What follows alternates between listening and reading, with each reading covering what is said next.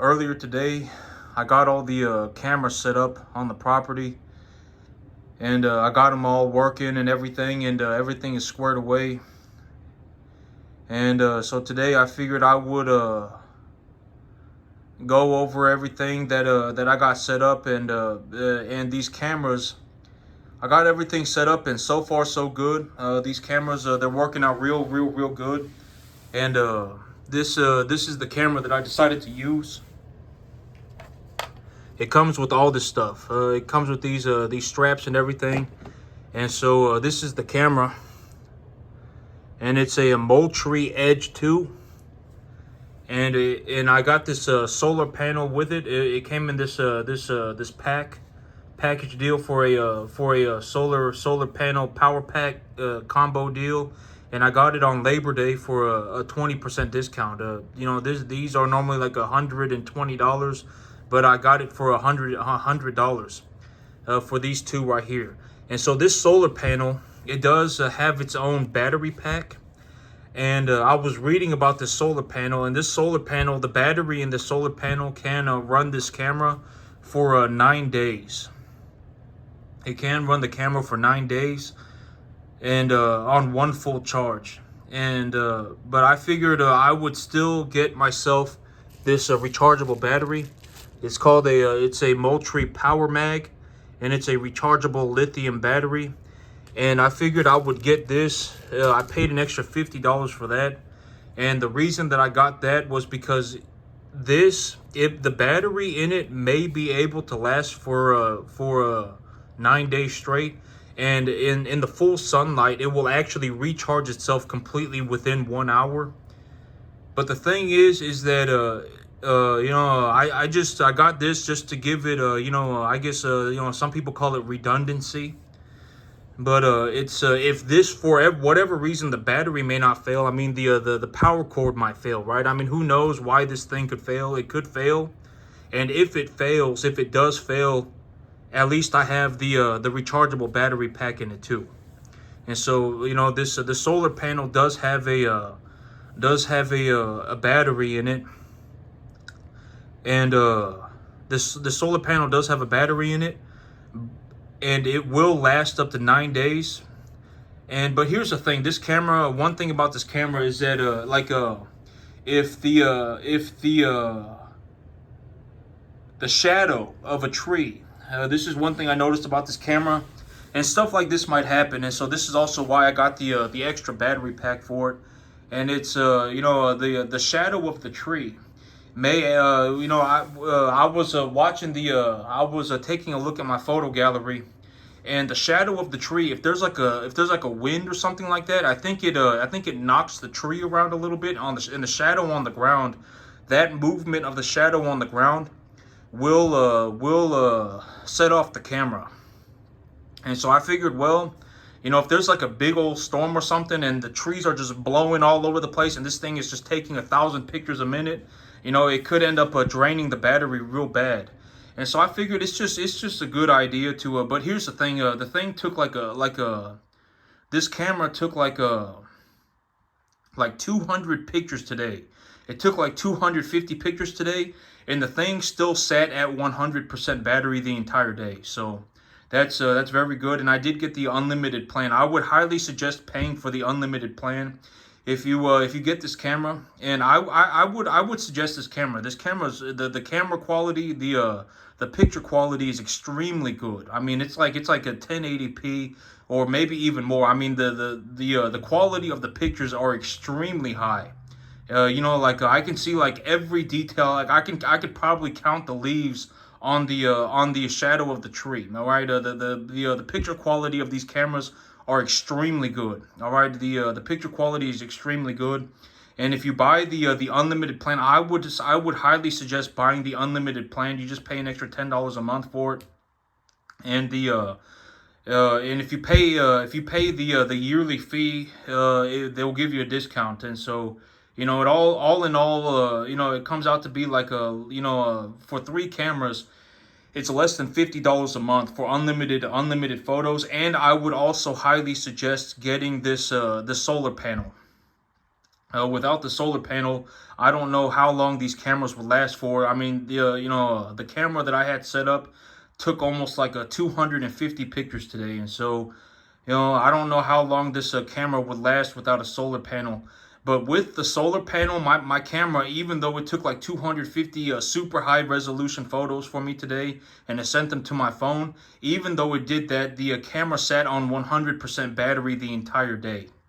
And so that's very reassuring. That's very good. It didn't even go down 1% in battery, and so that's very good. And I would highly suggest this camera setup. So far, so good. If anything changes, I will tell you.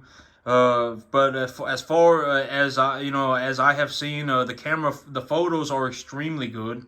The battery pack with the solar panel and I got the rechargeable battery.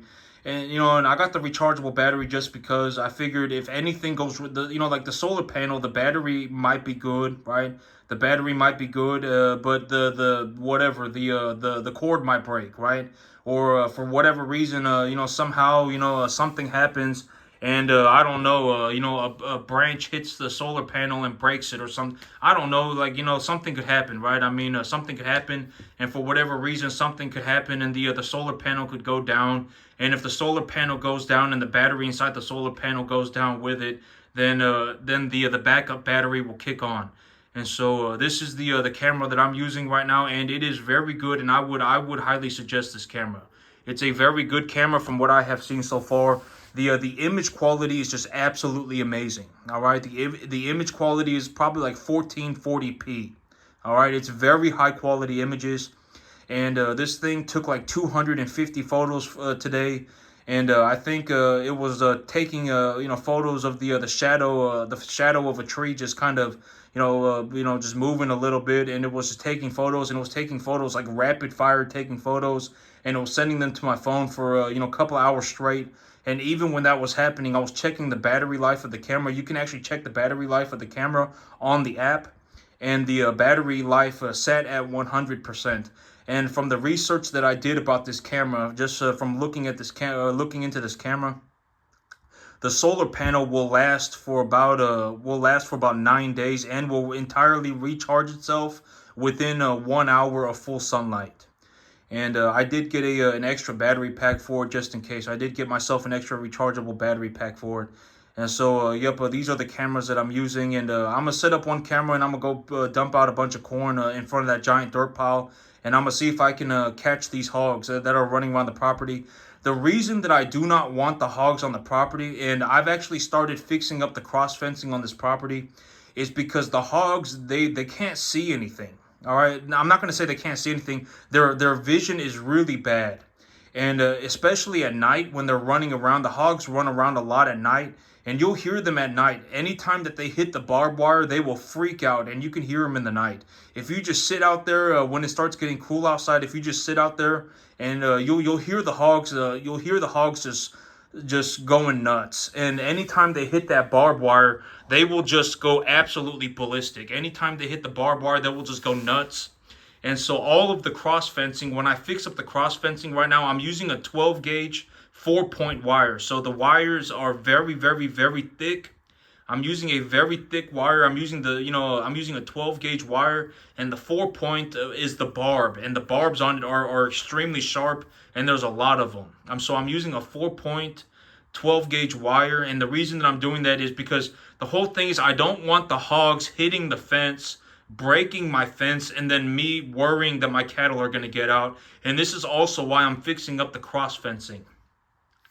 I'm fixing up the cross fencing so that I don't have to, if my cattle do happen to get out of one set of fencing, then they'll have to get out of a second set of fencing before they escape. Okay, and the whole, and that's effectively, that's what I've decided to do, and it's gonna cost. I understand that it's gonna cost like 35 grand to get everything done, and that's still, I would rather just do it like that than try to save $15,000, try to save $20,000.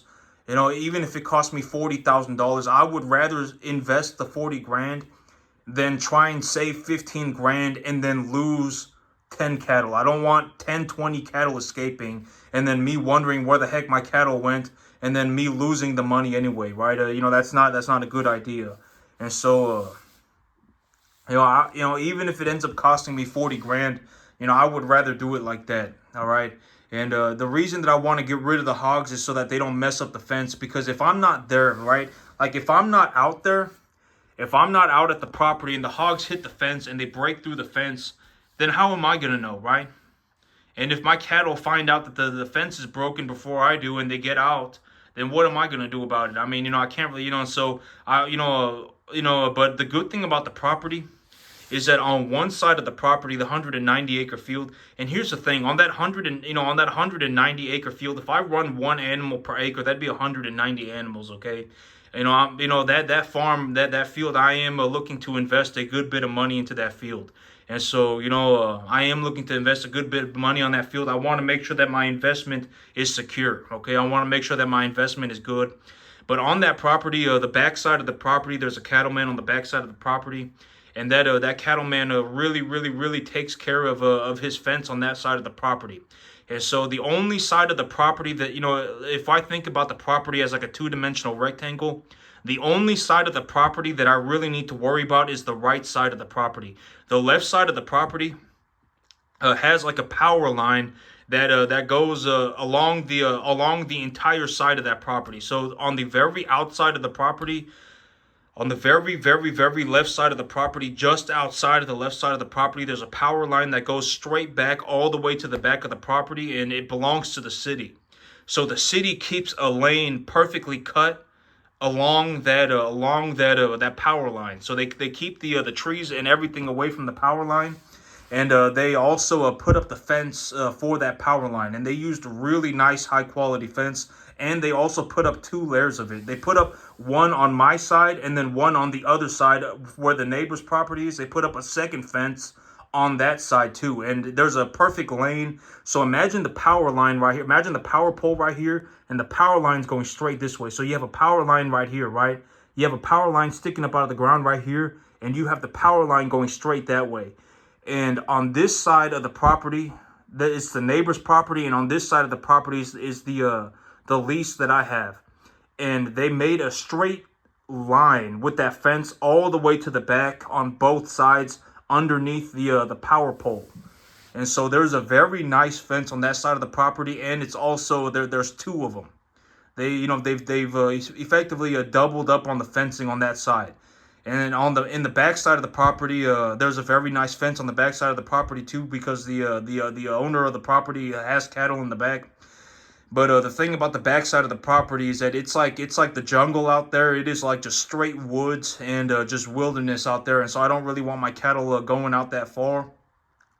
And so I'm gonna set up another. I'm gonna fix up the cross fencing that goes halfway around. Halfway on the. That goes on the halfway point. I'm gonna fix up that cross fencing too.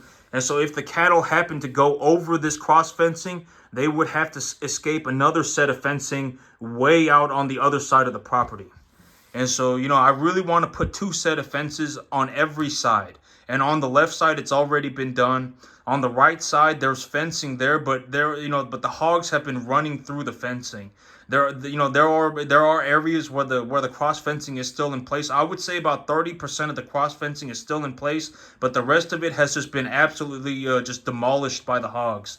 The hogs have just absolutely ripped through the fencing, and so I just got to fix up. I got to fix up a major portion of it, but I'm not too concerned about it. I mean, I figured it may cost me all in all, maybe it'll cost me 15-20 grand. I'm not too worried about it. It's whatever. I'm not worried about it. If it 20-25 grand, whatever it may be, 15-20 grand, something like that, and I'll fix that up. As soon as I get everything else done. And that property, I also need to herbicide it, and so that's gonna take a little bit of time too. Herbiciding that field, I have to herbicide at the right time. I can't just herbicide the field. It's not a bunch of broadleaf weeds.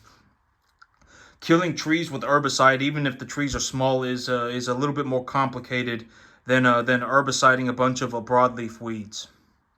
And so, I'm gonna fix up all that fence, but I'm gonna fix up all that fence when I get the other property squared away first. I'm gonna get the other property squared away first. These are the cameras that I'm using for the security system. and it's a very good security system. I would highly suggest these cameras. As far as you know, as I've seen so far, these are wonderful cameras. They take extremely high resolution photos, and with the cellular, with the or excuse me, and oh yeah, and these cameras, they don't need any kind of a cellular SIM card. They come pre-installed with a SIM card that automatically connects to the best cellular network, and so that's very important too. Some of these cameras, if you need to go and you need to get your own SIM card, it's just a major pain. Okay, it's a major pain. You don't want to fiddle fart around with that. Just take my word for it. This is the Moultrie Edge 2. Okay, Moultrie Edge 2. I would highly recommend these cameras. If anything changes, I will say that I've changed my mind. But here's the thing, these cameras, without the, all of this together cost me $150. With tax included, $160. All of it cost me $160. And for 3 cameras on unlimited photos, it costs less than $50 a month for 3 cameras and unlimited photos. With the 4th camera, maybe it cost me $50 a month. Maybe it cost me just under $60 a month for 4 cameras and unlimited photos. And from what I have seen, the battery situation on these cameras are very good. All right, they're probably not ever going to run out of battery, even if something happens to the solar panel. I got that second battery, as a backup. And if I take a look at the camera and it's saying that the second battery is going down, then I will go out there. Well, if even if the solar panel is going down, I'll go out there and take a look at it, right? If realistically, if the solar panel is going down, then I'll go out there and I'll fix it. I just don't want the solar panel to go down and then my camera be down until I go out there to fix it, right? That's the whole thing. The idea of a backup system, right? And so, yep. But the hogs have been absolutely just ripping the fences up. I would say that the hogs on one side of the property, the hogs have probably well, it's okay. I mean, it's not okay. So that one side of the property, the right side of the property, the hogs have just absolutely just knocked out one wire. So there was normally 3 wires on that side of the property, and they just completely knocked out an entire wire. All right, they knocked out one entire wire, and so now there's only 2 lines of wire on that side of the property for about 75% of it. They completely knocked out one wire. They just completely I don't know what happened, but but the fence is connected, is stapled to the tree, and so the barbed wire is stapled to the tree, and it's stapled to a bunch of trees, and so they completely knocked out one wire. Fixing up one wire is not going to take a lot of effort. Okay, it's not going to take a lot of effort. Just putting in one wire, and in all honesty, and the portion of the fence that's just been completely obliterated, I already got it all rebuilt. I already had it all rebuilt. I just need to put in that one extra wire, and effectively that entire side of the property is about good. And then the back side of the property, putting up a cross fence on the back side of the property, that's something that that's going to take a little bit more effort.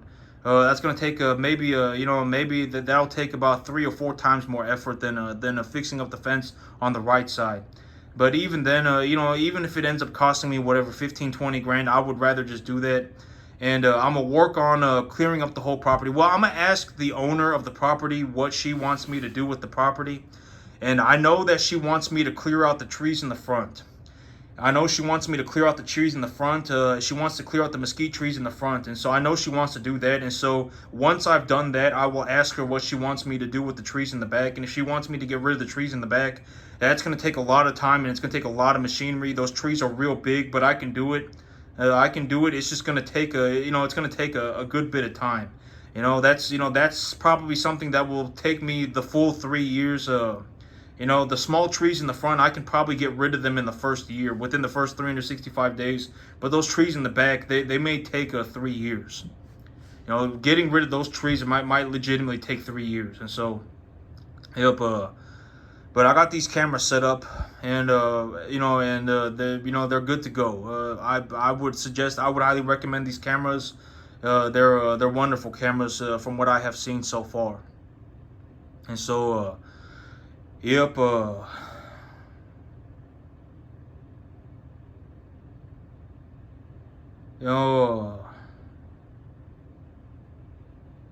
Cavs are doing good. I brought in new calves yesterday. They're all doing good. You know, yep. Things are going well for me. And this whole idea of normalizing wealth, right? I was talking about this yesterday. Let's normalize wealth.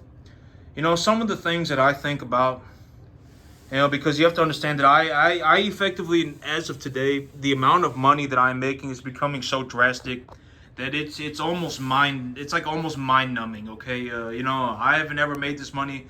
I haven't ever made this much money before in my entire life, and in terms of a realistic sense, just the money that I make, it's that I'm and I've spoken about the whole idea, and I've been going into more detail about all this stuff. Like when I look at my money, like if I were to legitimately consider how much money I make on a yearly basis, I would not only be talking about the money that I make on a monthly basis, but the whole idea is that it's like if I were to legitimately consider how much money I make on a yearly basis, at the end of the year I would have to liquidate all of my assets and I would have to sit here with cash. But why would I do that, right? Why would I do that? Why would I do that? That's the money's not going to do anything, and the assets are appreciating. Why would I liquidate all of my assets? And the whole idea of an appraisal value, right? If I reasonably appraise my assets, then and et cetera, et cetera. The money that I bring home on a monthly basis, that money, when I consider it all to effectively be my money. As long as I reinvest the money back into my business, I'm not going to go and YOLO the business. I'm not going to go and buy myself 5 Lamborghinis. I'm not going to go and get 5 girlfriends. Granted that I don't do anything like that. If I just reinvest the money back into my business, then I can consider all of the money to be my money. And when it comes down to it, realistically, very, very, very soon, within just a few months, I will probably end up in a situation. It may take 8 months. And I'm not going to scrape money off of my business, okay? I've talked about this. I don't scrape money off of my business to go and buy useless things, okay? That's realistically, spending, buying, whatever, it's not going to improve my life. All right, I live very this trailer is perfectly comfortable for me. I'm not worried about it. Realistically, here in about 8 months, I will probably, I believe that it will take somewhere between 5 and maybe 7 months. I don't think it'll take me 8 months. The more that I look at it, I don't think it'll take me 8 months. I think it'll realistically take me about 5 to 7 months.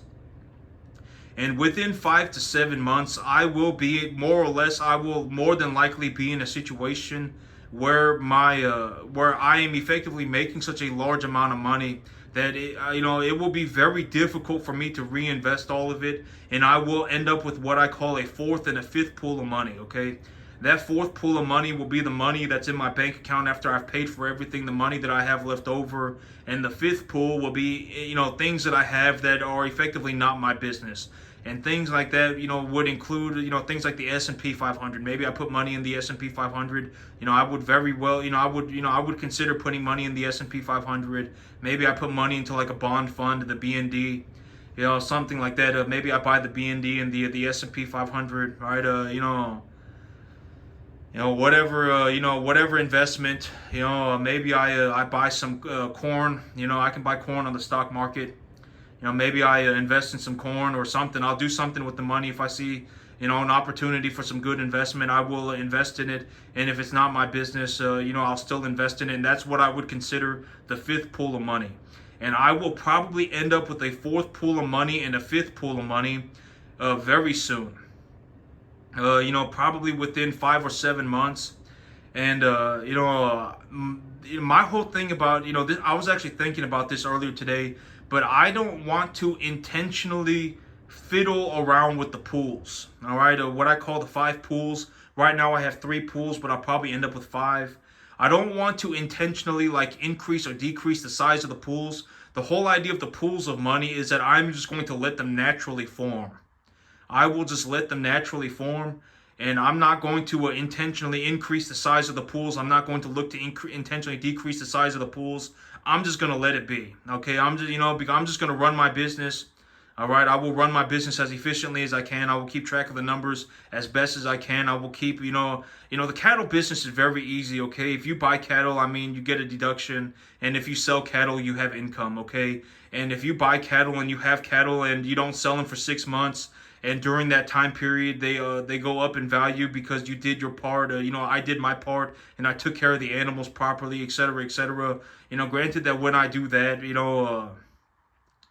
then the value of the cattle will go up. Okay, I run my business very efficiently. I run my cattle on grass, and when you have grass, you don't even need any machinery. You just put your cattle out there. You just have to have an idea of what the feed values of your grass are. And if you have, like right now, my animals are on a perennial grass, and the grass is, in a middle to late stage of vegetation.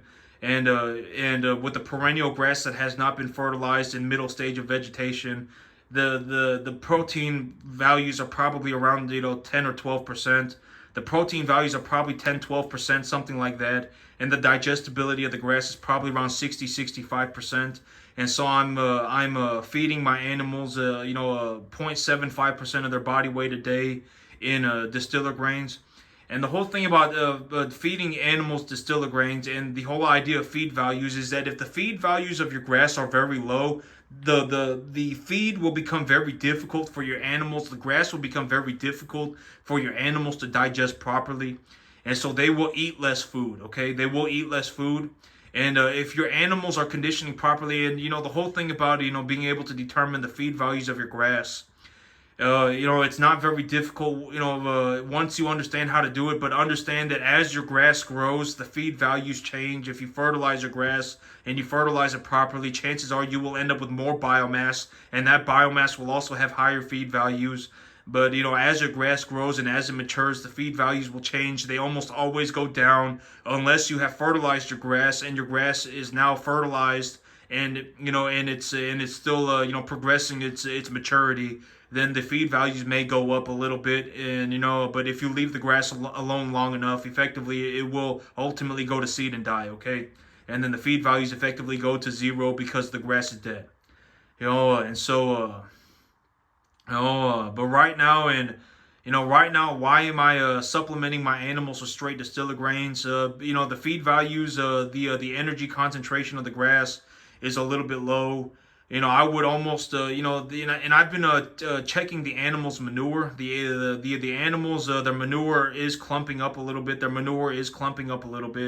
And so the manure on a scale of 1 to 10, with 10 being just absolute liquid gas, and number 1 being like they are pooping out bricks, like they're pooping out rocks. I would say that their manure is probably at about a 4. And I really want the manure at about a 6. All right, you want the manure to be a little bit loose. You don't want the manure to be just a solid stack on the ground. You don't want the manure to be clumping up, and you don't want the manure to, I want the manure to be a little bit loose. I really want that manure to be at about a 6. And a manure score of 6 on a scale of 1 to 10 will lead to a body conditioning score of 6. All right, and maybe that's one way to just remember it. Okay, if the manure score is a 6, with a 10 being absolute liquid gas, and number 1, and with a 1 being they're pooping out rocks. They're just pooping out just mega hard turds. And a 5 just being right in the middle. A 5 just being a solid stack of poop. I really want that poop to just be a little bit looser. I want that manure to just be a little bit looser. And so the manure right now is at about a 4, and that's why I've decided to give them straight distiller grains. And the thing about distiller grains, and also it's very important, the thing about distiller grains is that it's very high in phosphorus and it is very high in sulfur. And so you really do not want to feed more than about 1. You really don't want to get to anywhere past 1/3 of the animal's entire daily intake in dry matter in distiller grains. You don't want to go beyond 1/3 of their diet. And if you are feeding a very low, because if you are feeding a grass And like me, I've been supplementing my animals with the total mixed ration. Up until now, I've been supplementing them with that total mixed ration, and that total mixed ration does have good feed values. And so the animals have been eating about 3.25. When they are just at kind of an optimal type of digestion, when they are digesting feed pretty optimally, they will effectively digest the feed. They will eat about 3.25% of their body weight a day in dry matter. All right, they will eat about 3.25% of their body weight a day in dry matter. And the big danger with distiller grains is you do not want to go over 30%. You don't want to go over 33% of their diet. You do not want to go over 33%. If you go over 33%, you run into a possibility of lowering of causing acidosis in the animal, lowering the rumen pH too quickly. You run into a possibility of some kind of a sulfur poisoning. You run into a possibility of urinary calculi. You really do not want to go over 1/3 of the animal's daily intake in dry matter.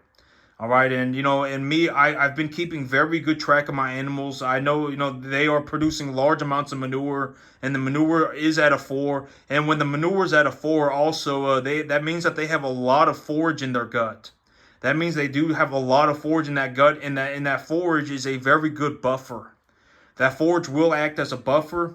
And so, and so that's why, but I've switched my animals over to just supplementing with distiller grains. And I am feeding 0.75% of their body weight. And I would reasonably anticipate that my animals eat about 3.25% of their body weight a day in dry matter. All right, and so I'm effectively feeding just under 25. I'm feeding about 20 to 25% of the animal's body weight, or of the animal's diet in distiller grains as a supplement.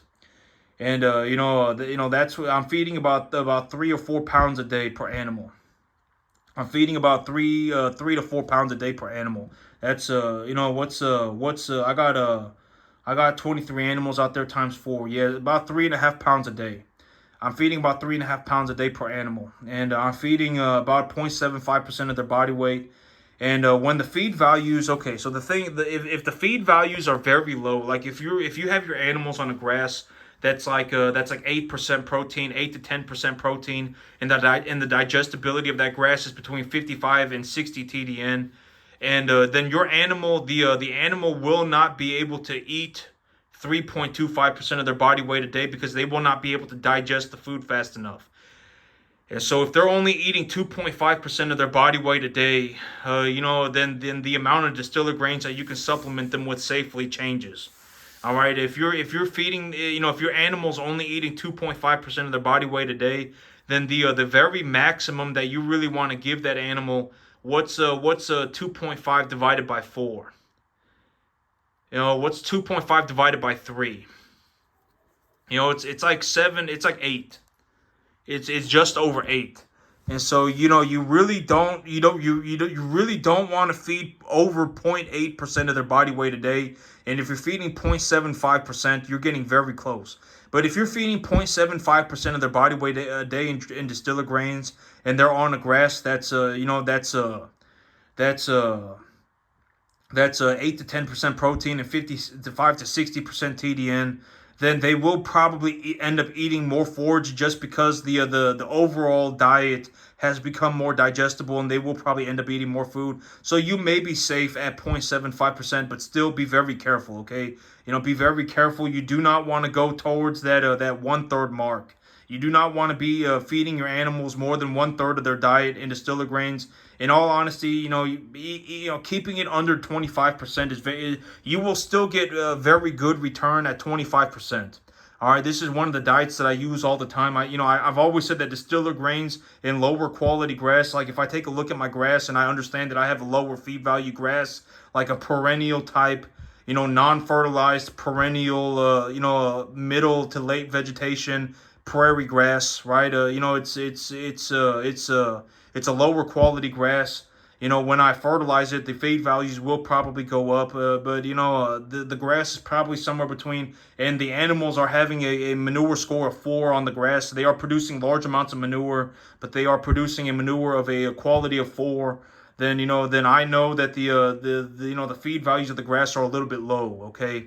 And so I took a lot of things into consideration. I didn't just put my animals on distilled grains. You don't just want to feed your animals straight distilled grains, and you don't want to feed your animals more than 1/3 of their diet in distilled grains. Realistically, you probably don't even want to go over 25%. I'm feeding somewhere between about 20%. All right, I'm feeding about 20% of the animal's diet in distilled grains.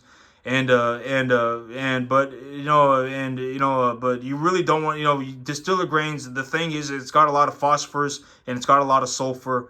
But distilled grains and grass, the big benefit of having this diet is that the animals can get a majority of their diet on the grass, and supplementing that with the distilled grains actually turns the grain profitable.